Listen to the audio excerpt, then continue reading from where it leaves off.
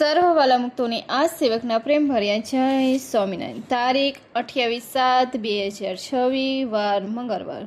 વૈષ્ણવમુખ પંચારાનું બીજું. સ્વામિનારાયણ હરે. સંવત 1877 ફાગણ સુદ સાતમને દિવસ ગામસી પંચારા મધ્યે ઝીણાભાઈના દરબારમાં ઓટા ઉપર ઢોલિયા ઢાર્યો હતો.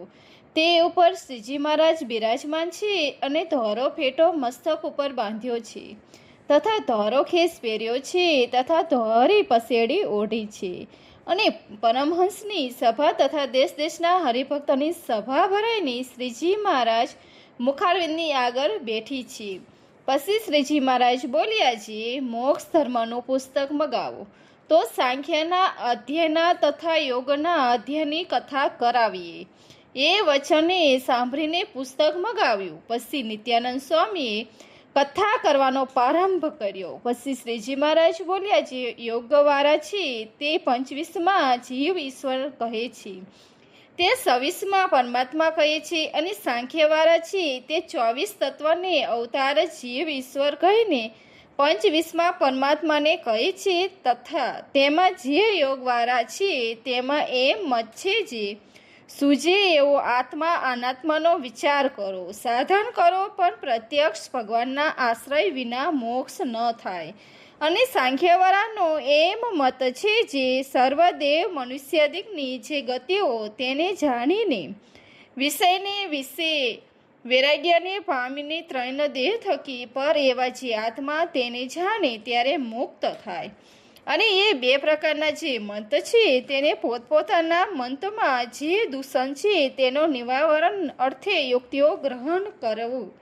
તેમાં યોગ મતમાં જે દૂષણ છે તે જીવ ને 25માં કહ્યા તથા ઈશ્વરને 25માં કહ્યા. તે જીવનો 24 તત્વનો દેહ કહ્યો ને ઈશ્વરનો પણ 24 તત્વનો દેહ કહ્યો. માટે એ બેને વિશે તુલ્ય ભાવ આવી જાય ને સ્થૂળ ને વિરાટ તે તુલ્ય છે તથા સૂક્ષ્મ ને સૂત્રાત્મક તે તુલ્ય છે અને કારણને અવાકૃત તે તુલ્ય છે તથા જાગ્રતને સ્થિતિ અવસ્થા તે તુલ્ય છે તથા સ્વપ્નને ઉત્પત્તિ અવસ્થા તે તુલ્ય છે તથા સુષુપ્તિને પ્રલય અવસ્થા તે તુલ્ય છે અને વિશ્વ તેજસ ને જ્ઞાન ને વિષ્ણુ બ્રહ્મા ને શિવ તે તુલ્ય છે એમ સમજીને 26માં ભજે છે. એવી રીતે જીવ ઈશ્વરને વિશે જે તુલ્ય ભાવ રૂપ દોષ છે તેને ટાળવાને અર્થે કોઈક મોટા પાસેથી યુક્તિ શીખીએ છીએ. જે ઈશ્વરના દેહમાં જે પંચભૂત રહ્યા છે તેને મહાભૂત એવું સંજ્ઞા છે અને તે ભૂત સર્વ વિષ્ટિ દેવોને ધારી રહ્યા છે. અને જીવના દેહમાં જે પંચભૂત છે તે અલ્પ છે અને બીજાને ધારવાને સમર્થ નથી ને જીવ તે અલ્પજ્ઞ છે ને ઈશ્વર છે તે સર્વજ્ઞ છે. એવી રીતે યુક્તિ શીખીને જીવ ઈશ્વરને વિશે જે સંપૂર્ણ ન સમજવું. અને જો એવી યુક્તિ ન શીખ્યો હોય ને કોઈ પ્રીતિવાદી પ્રશ્ન પૂછે તો તેનો ઉત્તર કરવા કઠણ પડે ને સમજણ ચૂથાઈ જાય. અને કોઈક પ્રશ્ન કરે તો તે જીવ ઈશ્વરને વિશે સંપૂર્ણ રહેવા દે નહીં. માટે જીવ ઈશ્વરને વિશે સંપૂર્ણ ન આવે એવી રીતની યુક્તિ શીખવી અને એવી રીતનો જે વચન તેને સાંભળવું. અને સાંખ્યવાળાને એ દૂષિત છે તે 24 તત્વ કયા છે તે 25માં પરમાત્મા કયા છે અને તે 24 તત્વને મિથ્યા કયા છે ને પરમાત્માને સત્ય કયા છે. ત્યારે તે પરમાત્માને પામે છે કોણ? કેમ જે પામનારા જીવને તત્વની ભિન્ન કયા નથી. માટે એ દૂષિત છે તેને ટાળવાને અર્થે મોટાનો થકી એમ યુક્તિ શીખીને જે 24 તત્વ કયા તે જીવ વિનાના હોય નહીં. માટે એ તત્વ ફેરા જ જીવ ઈશ્વર કહ્યા છે. તે જીવ ઈશ્વર એ તત્વ થકી પૃથુકને પરમાત્માને પામે છે. એવી રીતની યુક્તિ શીખવી. એ આ યુક્તિ ન શીખી હોય ને કોઈ પ્રતિપક્ષી પ્રશ્ન પૂછે તો સંશય થાય ને તત્વ તો મિથ્યા છે. ત્યારે તે પરમાત્માને પામ્યા અર્થે બ્રહ્મચર્યાદિક ધર્મ કયા છે તથા શ્રવણ મનન નિધિ ધ્યાસાદિક સાધન કયા છે તે શાને અર્થે કયા છે. માટે તત્વના તદાત્મકપણાને પામ્યા જે જીવ ઈશ્વર તેને તત્વરૂપ કહીને કયા છે. તે તત્વ થકી અતિ વિલક્ષણ છે ને પરમાત્માને પામે છે. ઇત્યાદિક જે યુક્તિઓ તેને મોટા સંત થકી સાંખ્યવાળાએ શીખવી. અને યોગવાળા જે તે પ્રત્યક્ષ મૂર્તિ એવો જે મચ્છ કચ્છવાળા નૃસિંહ વામન રામકૃષ્ણાદિક ભગવાનના અવતાર તેને ધ્યાને કરીને મોક્ષ થાય એવી યુક્તિનું ગ્રહણ કરે છે. અને જે સાંખ્યવાળો છે તે ઇત્યાદિ શ્રુતિ શાસ્ત્ર કરીને કહ્યું છે ભગવાનનું સ્વરૂપ તેને અનુભવ કરીને યથાર્થ જાણે ત્યારે મોક્ષ થાય એવી યુક્તિનું ગ્રહણ કરે છે. અને બે મત છે તે સારા છે અને મોટાએ માન્યા જે બેનું યથાર્થ જો આચરણ કરે તો તે પરમ ગતિને પામે છે. અને એ બે મત છે તેમાં સાધન સરખા કયા છે પણ ઉપાસનાની જે રીત તે સરખી નથી, ઘણી પૃથક છે. એવી રીતે વાર્તા કરીને શ્રીજી મહારાજ પરમહંસ પ્રત્યે બોલ્યા છે, હવે તો કીર્તન ગાવો. પછી મુક્તાનંદ સ્વામી આદિક જે પરમહંસ તે વાજિંત્ર લઈને કીર્તન ગાવા લાગ્યા. તે પછી વળી શ્રીજી મહારાજ બોલ્યા છે, હવે કીર્તન રાખો અને જે સાંખ્ય અને યોગ્ય એ બેનો સિદ્ધાંત તમે કીર્તન ગાયો તો સુધી અમે વિચાર્યું જે કહીએ તે સાંભળો. જે યોગ્યવાળા છે તેની આત્યંતિક કલ્યાણને વિશે અક્ષરધામનો તેજોમય એવી દિવ્ય રૂપ ભગવાનની મૂર્તિ રહી છે તે ધ્યાન કરવા યોગ્ય છે ને તેથી ઓરા પ્રકૃતિ પુરુષ રૂપ ભગવાનનું ધ્યાન કરવા યોગ્ય છે. તેથી ઓરા પ્રકૃતિ પુરુષના કાર્ય છે 24 તત્વ તે રૂપ ભગવાનનું ધ્યાન કરવા યોગ્ય છે. તેથી ઓરા હિરણ્ય ગર્ભને તેથી ઓરા 24 તત્વની ઉપજ્યાને જે વિરાટ તે ધ્યાન કરવા યોગ્ય છે. તેની ઓરા બ્રહ્મા વિષ્ણુ શિવ તથા પૃથ્વીને વિશે જે મત્સ્ય કુર્મ નિસુહ વારાદિક ભગવાનના અવતાર તથા સારગ્રામાદિક પ્રતિમાઓ એ સર્વ ધ્યાન કરવા યોગ્ય છે એવું યોગ્ય વારાનું તાત્પર્ય જણાનું. પછી સાંખ્યનો વિચાર ઉપજ્યો ત્યારે તેને એ આકાર માત્રનું નિવારકરણ કરી નાખ્યું ને એમ જાણ્યું છે એ સર્વના વિચારનો કરતલ છે તે જીવ છે, જેવો શુદ્ધ કોઈ નથી, માટે જીવનું ધ્યાન કરવું એ ઠીક છે. એવો જે સાંખ્યનો વિચાર તેને જોઈને અર્થે વળી યોગ્યનો વિચાર થયો તે પરાત્પક એવા જે પુરુષોત્તમ ભગવાન તેનું એ પ્રકૃતિ પુરુષોત્તમ સર્વને વિશે અન્વયપણું છે, માટે એ સર્વ ભગવાન જ છે અને દિવ્ય રૂપ છે, સત્ય છે, ધ્યેય છે ને એ વાતને દ્રઢ કરવાને અર્થે શ્રુતિ છે.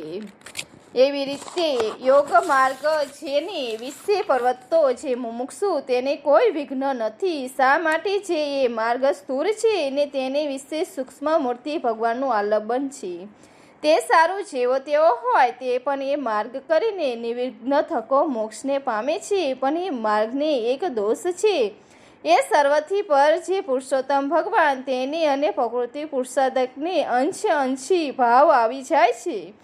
જે ભગવાનના અંશ પ્રકૃતિ પુરુષ છે તેનો અંશ હિરણ્ય ગર્ભ વિરાટાદિક છે. એવી રીતે સમજાય તો મોટા દોષ આવે કા જે ભગવાન અચ્યુત છે, નિરંત છે, નિર્વિકાર છે, અક્ષર છે, અખંડ છે તેને વિશે ચ્યુત ભાવ આવે છે ને અંશી ભાવ આવે છે, માટે એવો દોષ આવવો દેવો નહીં. અને એમ સમજવું છે એ ભગવાન જેવો તો ભગવાન જ છે અને બીજો જે પ્રકૃતિ પુરુષાદિક છે તે તો એનો ભક્ત છે અને એનું ધ્યાન કરે છે, માટે એ ભગવાન રૂપ છે. જેમ કોઈ મોટા સંત હોય ને તે ભગવાનનું ધ્યાન કરતો હોય તેને ભગવાન રૂપ જાણે છે, તેમ એ પ્રકૃતિ પુરુષોત્તાદિક પણ ભગવાન રૂપ છે. અને એ સર્વથી પર જે પુરુષોત્તમ શ્રી કૃષ્ણ છે તે વાસુદેવ સકર્ષણ પ્રદ્યુમ્ન અનિરુદ્ધ રૂપે થાય છે તથા રામકૃષ્ણાદિક અવતારનું ગ્રહણ કરે છે. તે ધ્યાન કરવા યોગ્ય છે એમ સમજે તો એ યોગ્ય માર્ગ તે અતિશય નિર્વિઘ્ન છે ને શ્રેષ્ઠ છે. સાંખ્યવાળા છે તેમાં એ દોષ છે તે સાંખ્યવાળા હોય તે એમ કહે છે અંધકરણ કરીને તથા ઇન્દ્રિય કરીને જે ગ્રહણ કરવામાં આવે છે તે સર્વ મિથ્યા છે એને અનુભવ કરીને જે ગ્રહણ કરવામાં આવે છે તે સત્ય છે. એવી રીતે આકાર માત્રને મિથ્યા કરે છે અને ફેરે જીવના કલ્યાણનો અર્થે પ્રગટ થયા છે ભગવાન તેમના રૂપને પણ મિથ્યા કરે છે તથા અનિરુદ્ધ પ્રદ્યુમ્ન સંઘર્ષણ એમને રૂપને પણ મિથ્યા કરે છે ને નિર્ગુણ એવા જે વાસુદેવ તેનું જ ગ્રહણ કરે છે. એવો જે મોટો દોષ છે, માટે એ સાંખ્યવાળા એમ સમજે તો ઠીક. જે સાંખ્ય વિચારનું ગ્રહણ કરીને પ્રકૃતિ પુરુષથી જે ઉપજ્યું તેને મિથ્યા કરીને પોતાના આત્મને સર્વથી પૃથુક શુદ્ધ બ્રહ્મરૂપ માનીને પછી જીવના કલ્યાણને અર્થે પ્રગટ થયા જે ભગવાન તેના રૂપને સત્ય માનીને તેનું ધ્યાન કરવું. એવી રીતે બે પ્રકારના જે વિચાર છે તે કોઈને એમ જેવા મોટા પાસેથી શીખીએ ત્યારે આવડે નહીં, તો શાસ્ત્રને ભણે સાંભળે પણ આવડે નહીં. અને જો એમ જે પ્રથમ સાંખ્ય વિચારે કરીને જે બ્રહ્મરૂપ થયા હોય તેને અર્થે યોગનો ઉપદેશ છે તે કહ્યું છે. તથા એવી રીતે સાંખ્યવાળાનો યોગની અપેક્ષા છે કે આજે સાંખ્યવાળા વિચાર કરીને પોતાના આત્માથી વિરક્ત જે કોઈ 5 ઇન્દ્રિયોને 4 અંતઃકરણે કરીને ભગવાનમાં આવે એવા વિષય ભોગ છે તેને અતિશય તુચ્છ જાણે છે, માટે કોઈ પદાર્થને વિશે આશ્ચર્ય પામે નહીં તથા બંધાય નહીં. અને એને પાસે કોઈ આવીને એમ કહે છે આ પદાર્થ તો બહુ જ રૂડું છે, ત્યારે તેને એમ વિચારે જે ગમે તેવું સારું હશે પણ ઇન્દ્રિયો અંતઃકરણ કરીને ગ્રહણ કરવામાં આવે એવું હશે ને ઇન્દ્રિયો અંતઃકરણના ગ્રહણમાં જે આવે એ તો અસત્ય છે, નાશવંત છે. એવી જે સાંખ્યવાળાની દ્રઢ સમજણ રહે છે ને પોતાના આત્મને શુદ્ધ જાણે છે એવો જે સાંખ્યવાળો તેને યોગ્ય માર્ગે કરીને ભગવાનની જે ઉપાસના ધ્યાન ભક્તિ તે કરવાની એમ ન કરે તો એને વિશે અતિ ન્યૂનતા કહેવાય છે. એવી રીતે સાંખ્યશાસ્ત્ર તથા યોગ્યશાસ્ત્ર તેનો જે સનાતન સિદ્ધાંત છે અમે યથાર્થ વિચારીને કહ્યા છીએ. અને આધુનિક યોગ્યવાળાને સાંખ્યવાળા છે તેમને તો બે માર્ગને બગાડી નાખ્યા છે.